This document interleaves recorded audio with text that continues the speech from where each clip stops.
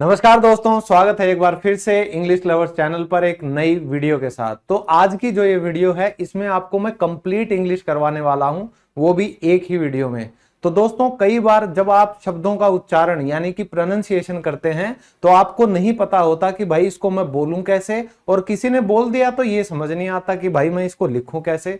तो आज अगर आप ये क्लास पूरी देखेंगे तो A to Z पूरी इंग्लिश की प्रोनाउंसिएशन के जो रूल्स हैं वो आपको समझ आ जाएंगे कि कहां कहां ए से लेकर जेड तक लेटर्स हमारे साइलेंट होते हैं। तो बिना टाइम गवाए शुरू करते हैं आज की ये वीडियो। तो एबीसीडी में सबसे पहले आता है हमारा लेटर ए, और ए कहां कहां साइलेंट होगा देखिए। यदि ए के बाद डबल एल वाई आए कहीं भी इस तरीके का तो ए हमारा क्या हो जाएगा, साइलेंट हो जाएगा।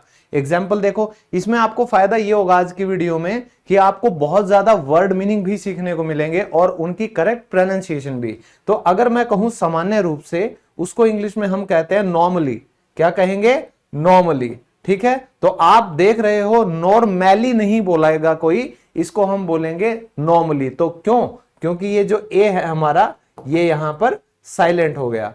नेक्स्ट है मूल रूप से। कहते हैं ना कि बेसिकली कहां से है भाई, तो बेसिकली तो हर कोई इस्तेमाल करता है, तो बेसिकली नहीं बोलते, बेसिकली नहीं बोलते। क्यों? क्योंकि ए तो साइलेंट है, इसको बोलेंगे बेसिकली। फिर आप कहते हो वास्तव में यही हुआ था, आप कह रहे हो प्रैक्टिकली। ठीक है, प्रैक्टिकली, प्रैक्टिकली नहीं, प्रैक्टिकली नहीं। ठीक है ना। नेक्स्ट है खुद ब खुद। कोई काम अपने आप जो हो जाता है उसको हम क्या कहते हैं? ऑटोमेटिकली। तो ऑटोमेटिकली नहीं, कली नहीं, ऑटोमेटिकली। ठीक है, तो ये देख सकते हो, ये मैंने हिंदी में भी इनका उच्चारण लिख दिया है ताकि आप यहां से देखकर भी उच्चारण करने की प्रैक्टिस कर सको। नेक्स्ट है बी। अब बी का रूल ध्यान से देखो। यदि किसी शब्द के एंड में आपको टी दिखाई दे और टी से पहले या तो आपको एम दिखे या बी दिखे तो हमारा बी साइलेंट होगा। फॉर एग्जाम्पल, अगर किसी भी अक्षर के आखिर में आपको बीटी दिखाई दे या एम बी दिखाई दे तो वहां पर बी साइलेंट होगा। एग्जाम्पल देखो, कर्ज, कर्जा, उसको इंग्लिश में क्या कहते हो? आप कहते हो डेट, डेब्ट नहीं कहते। कई लोग गलती करते हैं, वो गलत है। तो ये बी जो है ये नहीं बोला जाएगा क्योंकि ये क्या है? साइलेंट है। तो ये कहेगा डेट। ठीक है। फिर है शंका। किसी को लगता है कि कुछ डाउट होता है ना, तो ये क्या बोलेंगे? डाउट। डाउबट, डाउबट नहीं बोलते ना, तो क्यों? इसको डाउट कहा जाएगा, बी साइलेंट है। इसी तरह कंघी। ठीक है, उसको कॉम्ब नहीं बोलते दोस्तों। एम के बाद जब भी बी आ जाता है तो वो साइलेंट होता है, उसको आप कहोगे कॉम। क्या कहोगे? कॉम। फिर है ऊपर चढ़ना, जैसे रस्सी से ऊपर चढ़ना, पेड़ के ऊपर चढ़ना, उसको हम क्या बोलते हैं इंग्लिश में? हम कहते हैं क्लाइम। तो ये बी बोला ही नहीं जाएगा। शायद आज तक अगर आप बोलते आ रहे थे, बहुत कॉमन मिस्टेक है, आज के बाद मत बोलना। ठीक है, आपने कहा क्लाइम। ठीक है। फिर है अंगूठा। अंगूठा दिखाता है ना कोई, उसे क्या कहते हैं? थम। ये बी नहीं बोला जाता, कभी भी नहीं बोलोगे, थम। फिर है कोख। ठीक है, हम सभी ने अपनी माँ की कोख से जन्म लिया है, तो 9 महीने हम कहां रहते हैं? अपनी माँ के वूम में। कहां रहते हैं? वूम में। तो ये वूम ब नहीं होता। ठीक है। अगर आप कहीं पे इस शब्द को देखते हो तो आप हिंदी में तो कह सकते हो बम, लेकिन इंग्लिश में कई बार आप इसको पता है क्या बोलने लग जाते हो? आप कहने लग जाते हो बॉम्ब। बॉम्ब, ये बिल्कुल गलत है दोस्तों। हिंदी में इसको बम कहेंगे, इंग्लिश में इसको सिर्फ और सिर्फ क्या कहेंगे? बॉम्ब। ठीक है, बॉम्ब ब्लास्ट, बॉम्ब नहीं होता। ठीक है, एम और बी का ये रूल याद रख लेना। अब कुछ एग्जाम्पल हैं। प्लम। ठीक है, अब ये बहुत कॉमन एग्जाम्पल है। जब भी हमारे कई मतलब पानी के टूटी कुछ खराब होती है किचन में या बाथरूम में, हम क्या कहते हैं? यार प्लम्बर को बुला दे। लेकिन कोशिश करो 2 या 3 बार बोलने की। प्लम्बर नहीं होता, प्लम्बर होता है। क्या? अरे नॉर्मल बोलो, आप अंग्रेजों की तरह बोलने की कोशिश मत करो कि प्लम्बर प्लम्बर नहीं, आप सिंपल बोलो प्लम्बर प्लम्बर, कि यार प्लम्बर को बुला दे। समझ आ रहा है? कोशिश करके देखो। फिर क्लाइंबर। फिर ये होता है सटल। सटल का मतलब होता है सूक्ष्म, बहुत छोटा, सटल। ठीक है, कुछ एक्सेप्शन भी हैं जहां पर बी जो है उसे बोला जाता है। वो क्या है? ऑब्टेन, यानी कि प्राप्त करना। ठीक है, how many marks have you obtain. समझ आ रहा है? फिर एक ये है रिमेंबर। तो ये दो चीजें ऐसी हैं जो मोस्ट कॉमन डेली यूज में हम बोलते हैं, है ना, वर्ड्स हैं ये हमारे, तो इन दोनों पर ये रूल नहीं लगता है, इसीलिए मैंने इनको एक्सेप्शन लिखा है। फिर है सी क्या कहता है, यदि तो किसी शब्द में ई और आई से पहले या एस के बाद सी लगा हो तो सी हमारा साइलेंट होगा। दोबारा सुन लो, ये कहना चाहता है अगर आपको सी आई दिख जाए कहीं पे तो सी साइलेंट हो जाएगा, सी आई ई दिख जाए तो भी सी साइलेंट हो जाएगा, और एस सी ये दिखाई दे किसी भी शब्द के बीच में तो ये साइलेंट होगा। एग्जाम्पल देखो, यहां समझ में आएगा। जैसे आप कहते हो साइंस, तो आप देखोगे यहां इस सी का कोई लॉजिक नहीं है, उच्चारण हो ही नहीं रहा है, तो ये साइलेंट है। ठीक है, साइंस यानी विज्ञान। कैंची होती है ना, तो एस के बाद यहां सी लगा हुआ है, इसी वजह से इसको बोला नहीं जाता, इसीलिए स्कीजर्स नहीं होता है। शुरू में कई बच्चे क्लास में मुझे कहते थे सर कैंची मतलब स्कीजर्स होगा ना, मैं कहा नहीं बेटा, इसे सीजर्स बोला जाता है, सीजर्स। ठीक है, याद रखना। फिर शिष्य यानी कि डिसाइपल, तो डिसाइपल क्यों हुआ, डिस्काइपल क्यों नहीं हुआ, क्योंकि ये जो एस के बाद सी आ गया, इस रूल की वजह से ये हमारा साइलेंट हो गया। ठीक है दोस्तों, तो डिसाइपल ऐसे, तो मैंने ये हिंदी में भी लिखा हुआ है ताकि आपको कोई भी परेशानी ना हो और आप बिल्कुल सही प्रोनाउंसिएशन सीख सकें, वो भी वर्ड मीनिंग के साथ, है ना, आम के आम गुठलियों के दाम। फिर है अश्लील। ठीक है, बचना चाहिए इन चीजों से। तो अश्लील को हम इंग्लिश में कहते हैं ऑब्सीन। ठीक है, अब ऑब्सीन हो चाहे आपका ये, भाई तूने वो सीन देखा, तो आप खुद देखोगे इसको आप क्या कहते हो, सीन बोलते हो, क्योंकि ये सी साइलेंट है। ठीक है ना। फिर है उतरना, कहीं से आप उतरते हो, डिसेंड, यहां भी सी साइलेंट है। फिर किसी को रिझाना, यहां भी क्या है, फैसिनेट, तो ये भी सी हमारा साइलेंट होगा, इसको कहा जाएगा फैसिनेट। ठीक है, कुछ और एग्जांपल देख लो।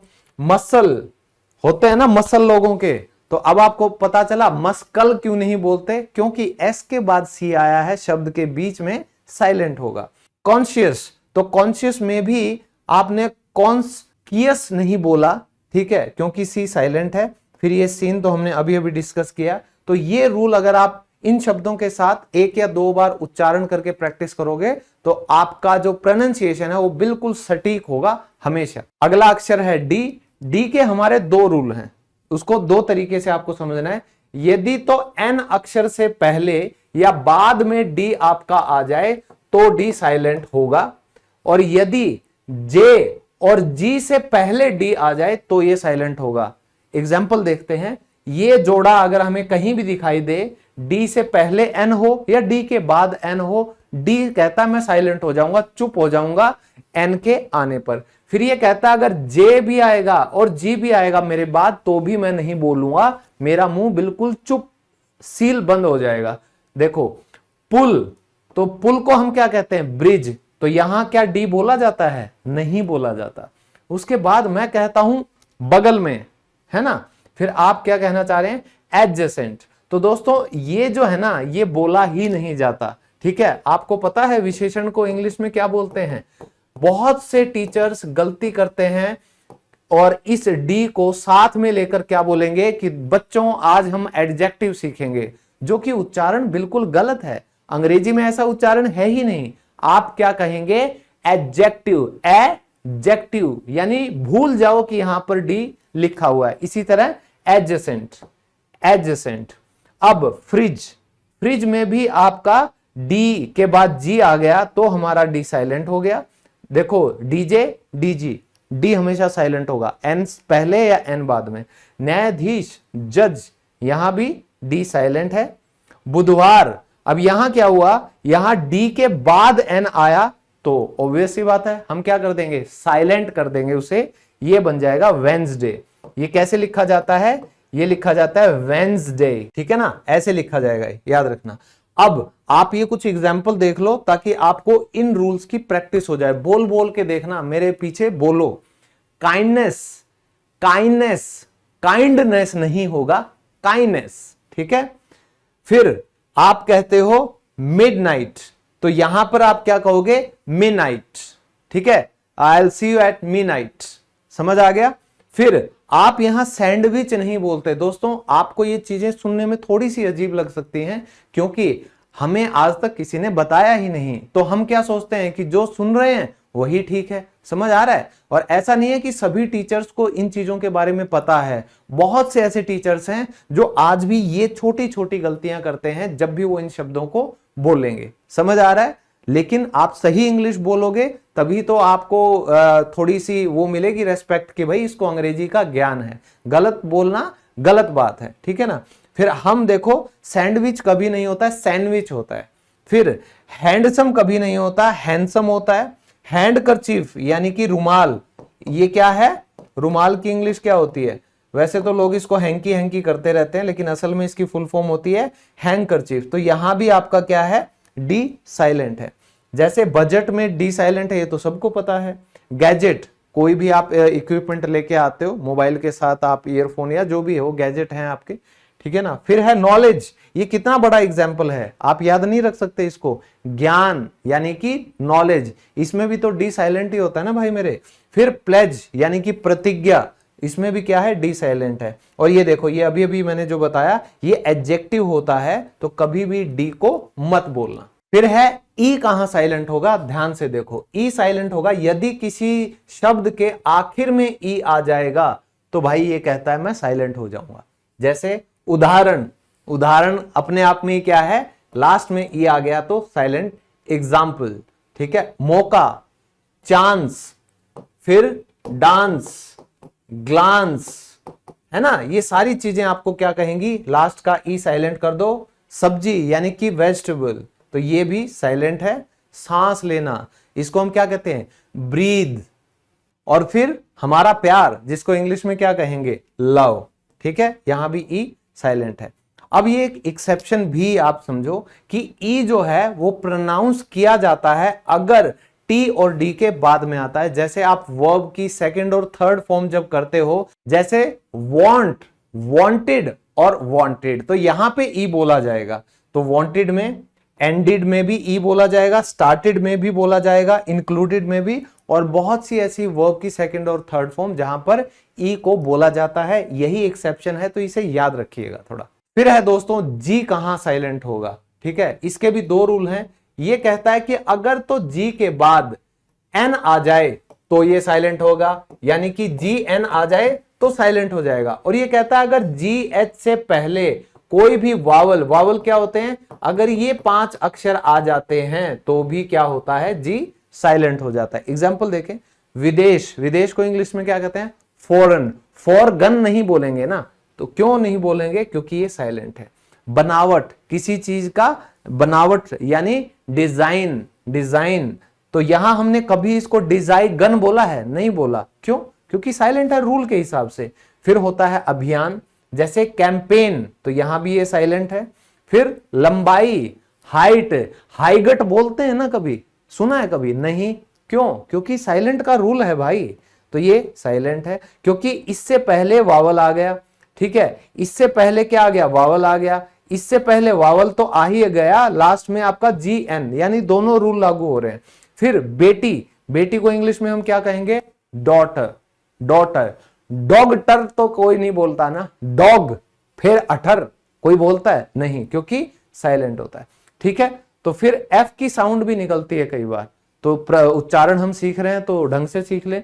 अगर आप देखोगे लाफ, तो यहां पे जी की साउंड है ही नहीं, ठीक है। फिर टफ, रफ, कफ, तो जहां पर जी एच एंड में आ जाए तो ये कौन सी साउंड निकालेगा? एफ की, यानी कि फ की साउंड निकलेगी। जैसे ये 4 शब्द आपके सामने लिखे हुए हैं, समझ आ गया। नेक्स्ट है हमारा हैच, तो इसको कभी भी हच नहीं बोलते, इसको हैच बोलते हैं, ठीक है। देखिए, तो यदि हैच के बाद वावल लेटर हो तो ये क्या कहता है? भाई मैं चुप हो जाऊंगा, मैं साइलेंट हो जाऊंगा। वावल लेटर क्या है? अभी अभी मैंने बताया, अगर ए ई आई ओ यू एच के बाद आते हैं तो हम क्या कहेंगे? साइलेंट कर देंगे। जैसे सम्मान, तो हम देखते हैं एच के बाद ओ आया है तो ये साइलेंट हो जाएगा। क्या बन जाएगा? ऑनर, योर ऑनर, ठीक है, आई एम ऑनर्ड, है ना। होनर नहीं बोलना कभी। फिर भूत, तो आप इसको घोस्ट, घोस्ट करते हो ना, ये बिल्कुल गलत है। ये यहां पर हैच हमारा साइलेंट है, ये होता है गोस्ट। फिर है विद्यालय, तो इसको हम क्या कहेंगे, स्कूल, स्कूल नहीं बोलेंगे, ठीक है। तो अगर आपको ये रूल नहीं पता तो आप क्या करोगे, सीधी सी बात, आप भी स्कूल बोलोगे, सही बात है ना। तो देखिए, फिर है मिस्त्री यानी कि मैकेनिक, मैकेनिक यहां भी क्या साइलेंट है, हैच।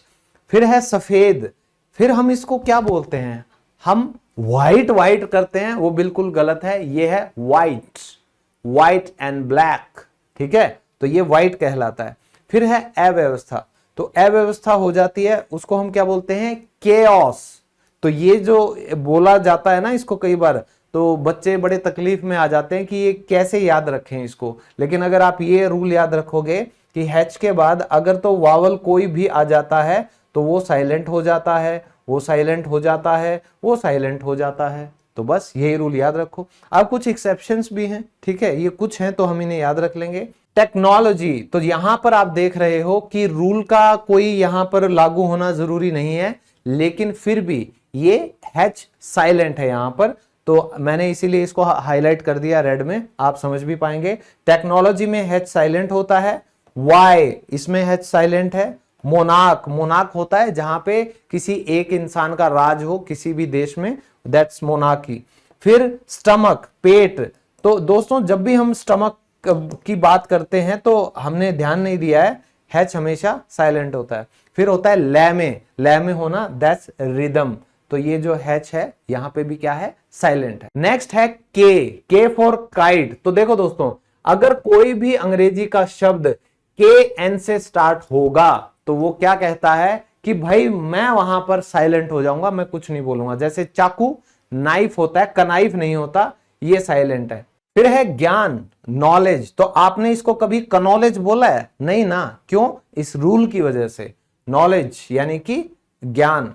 फिर ठक ठक, खटखटाना, दैट इज नॉक। फिर है आटे को हम गूंथते हैं ना, वो गूंथना होता है नीड करना।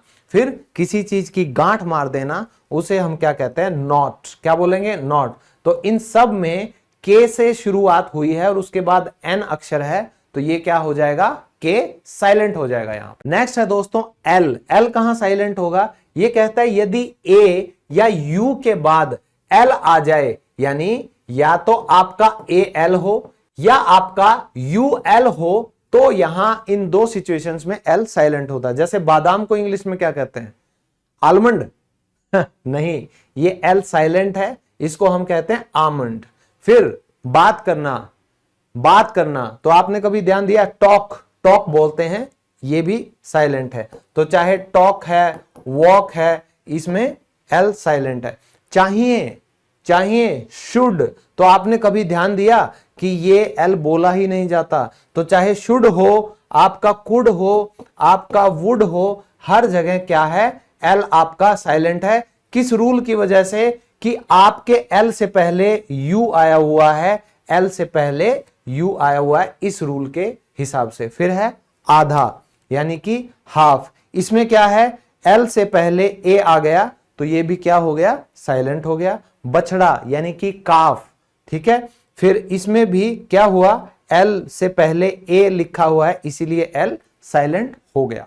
नेक्स्ट है हमारा एन, एन कहां साइलेंट होगा दोस्तों, यदि किसी शब्द के एंड में एम एन एक साथ आ जाए तो एन को साइलेंट कर दो। जैसे पतझड़, इसको हम कहते हैं ऑटम, क्योंकि ये साइलेंट है।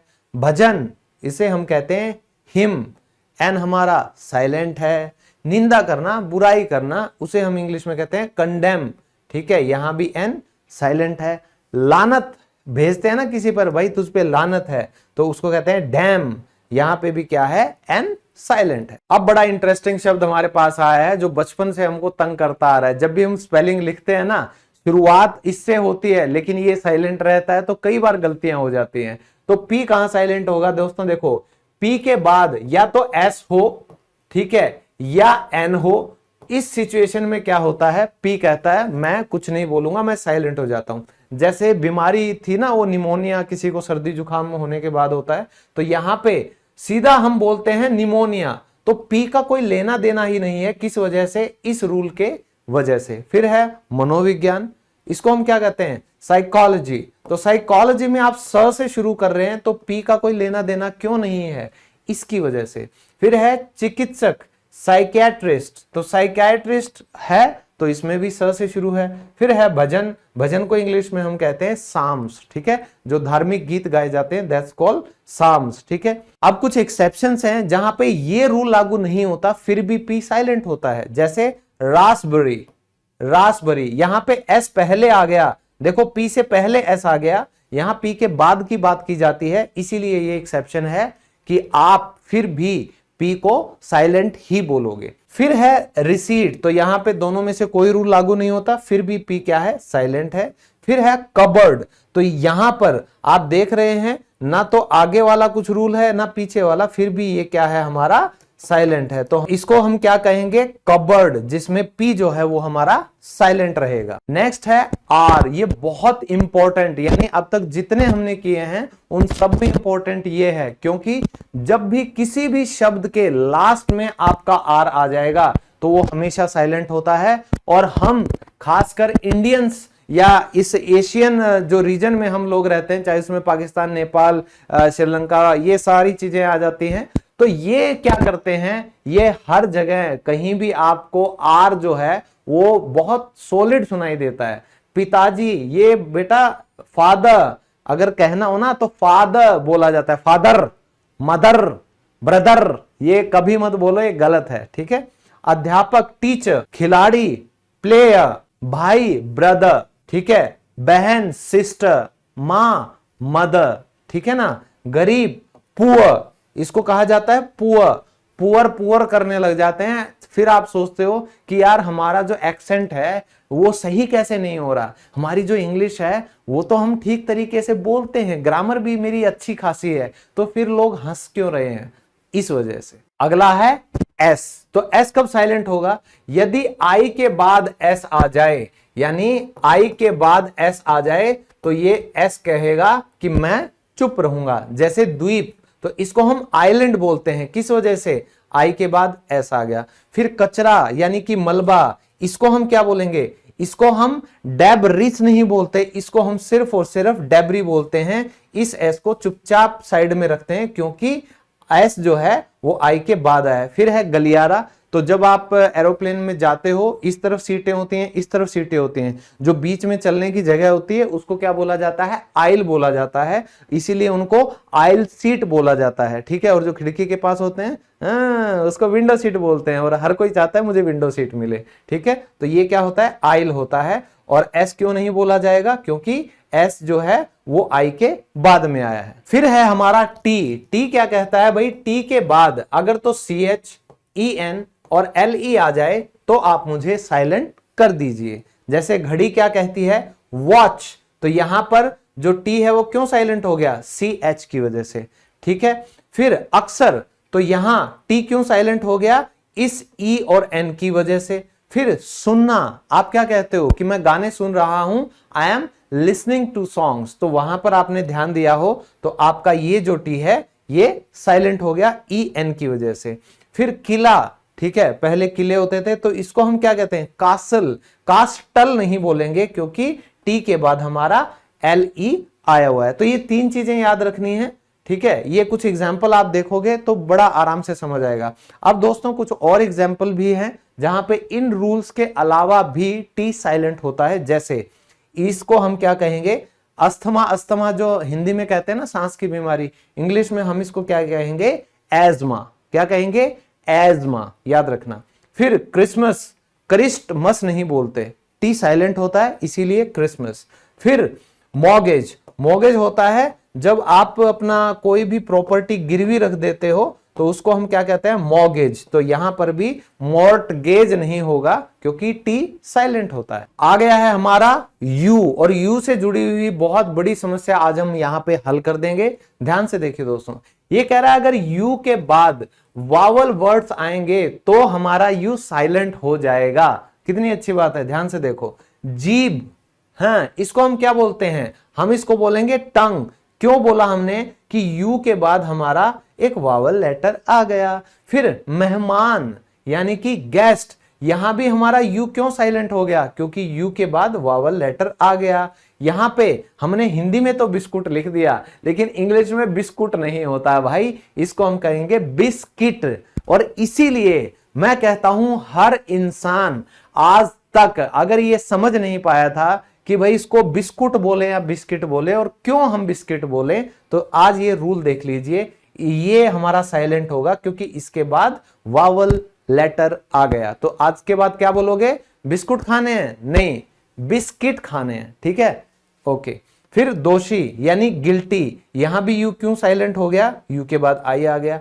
इमारत, बिल्डिंग, अब आपको समझ में आया, इसको BUI को हम सीधा बिल्डिंग क्यों बोलते हैं, बिल्डिंग क्यों नहीं बोलते, ठीक है। अगर आप किसी को कहते हो बिल्ड, ठीक है, तो क्या होता है, आप इसको बिल्ड बोलोगे क्या, नहीं, आप ये यू जो है इसको साइलेंट रखोगे, क्यों, क्योंकि यू के बाद हमारा वावल लेटर आ गया। नेक्स्ट है हमारा W। तो दोस्तों ये जो होता है ना W, इसका मतलब होता है डबल यू, तभी इसको कहा जाता है W, ठीक है। ये अलग से कोई ये इस अक्षर का ना कोई अलग प्रोनाउंसिएशन नहीं है, इसी वजह से इसको W बोला जाता है।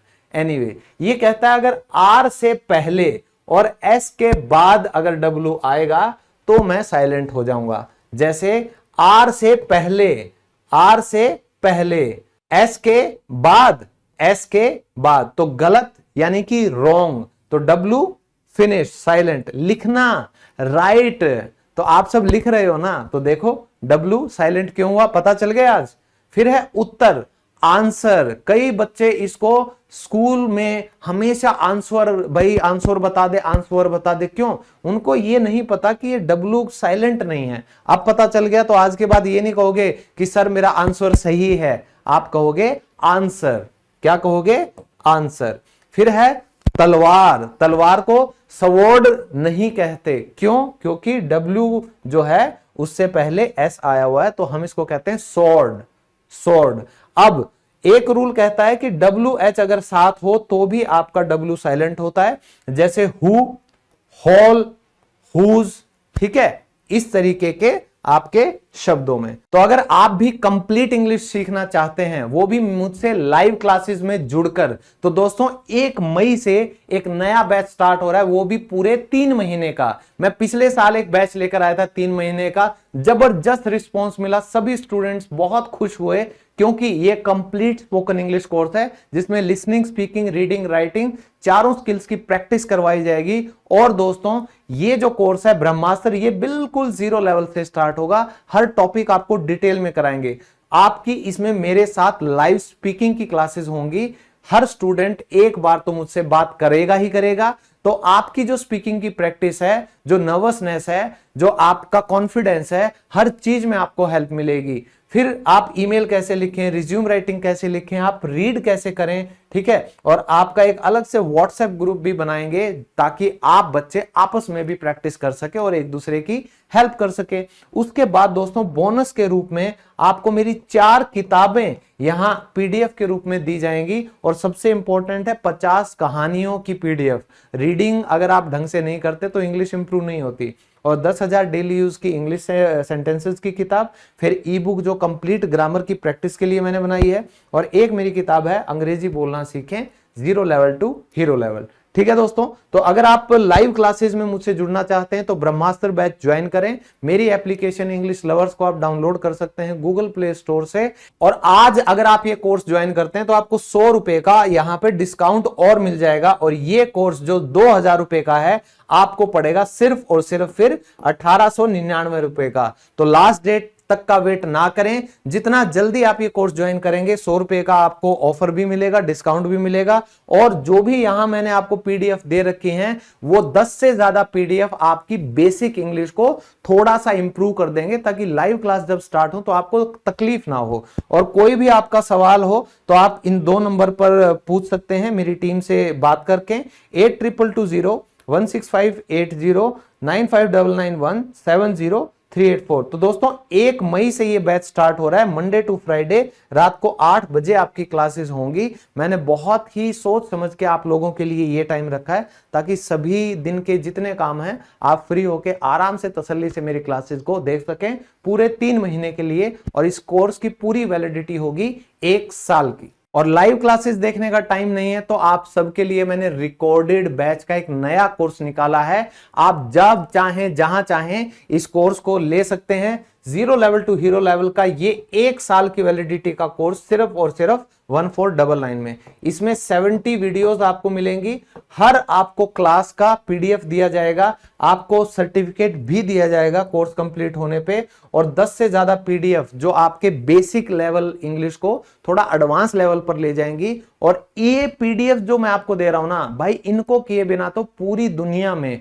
कोई भी बच्चा अंग्रेजी बोलना नहीं सीख पाया है, क्योंकि मैंने आपको बेसिक वर्ब्स दी हैं, एक्शन वर्ब्स दी हैं, मैंने आपको वर्ड मीनिंग दिए हैं, डेली यूज के जितने कॉमन इंग्लिश वर्ड्स इस्तेमाल होते हैं वो अलग से दिए हैं, और आपको 10,000 से ज्यादा डेली यूज के इंग्लिश सेंटेंसेस दिए हैं। तो इससे ज्यादा कहीं आपको स्टडी मटेरियल नहीं मिलने वाला। और 3 ई बुक्स आपको इस कोर्स में भी अवेलेबल होंगी। तो ये दोनों नंबर आपके पास हैं। बाकी आप मेरी एप्लीकेशन को डाउनलोड करेंगे तो ये मेरी एप्लीकेशन आपको मिलेगी इंग्लिश लवर्स के नाम से गूगल प्ले स्टोर पे, और आईफोन यूजर्स डाउनलोड करें English lovers by Satyendra sir. तो जैसे ही आपने डाउनलोड किया, आप इसको अपने नाम और नंबर से रजिस्टर करेंगे, मोबाइल नंबर से, ईमेल आईडी से। तो बाय कोर्सेज पर आप जब जाएंगे तो आपको ये सारे कोर्स दिख जाएंगे। ब्रह्मास्त्र लाइव क्लासेस का बैच और उड़ान तो अभी चल रहा है, आधा हो चुका है, ये खत्म हो जाएगा इस महीने के एंड तक। फिर ये 1 साल का कोर्स है, फिर ये 6 महीने का कोर्स है, और ये 50 कहानियों की पीडीएफ का कोर्स अलग से मैंने दे रखा है, और 25 से ज्यादा पीडीएफ 16 घंटे की ऑडियो फाइल का ये भी अलग से दे रखा है। कहने का मतलब, अगर आप मेरी एप्लीकेशन पे आएंगे तो आपको बहुत से छोटे छोटे पीडीएफ भी मिलेंगे। तो अगर आप सेल्फ स्टडी करना चाहते हैं, सिर्फ यूट्यूब से मुझे देखकर पढ़ना चाहते हैं, इंग्लिश सीखना चाहते हैं, तो आप एटलीस्ट इन पीडीएफ को जरूर लीजिएगा, ताकि आपके जो बेसिक्स हैं इंग्लिश के वो हमेशा सही रहें। फिर अगर आप मुझसे इंस्टाग्राम पर जुड़ना चाहते हैं तो इंग्लिश लवर्स ऑफिशियल, ये मेरा इंस्टाग्राम का हैंडल है। और मेरे पॉडकास्ट चैनल मास्टर जी की बैठक पर आपको ढेरों गेस्ट के बहुत अच्छे अच्छे पॉडकास्ट मेरे साथ देखने को मिलेंगे। तो यहां पर भी मुझे सपोर्ट कीजिए, और मैं मिलता हूं आपसे अगली वीडियो में। तब तक के लिए शुक्रिया, धन्यवाद, take care, all the best.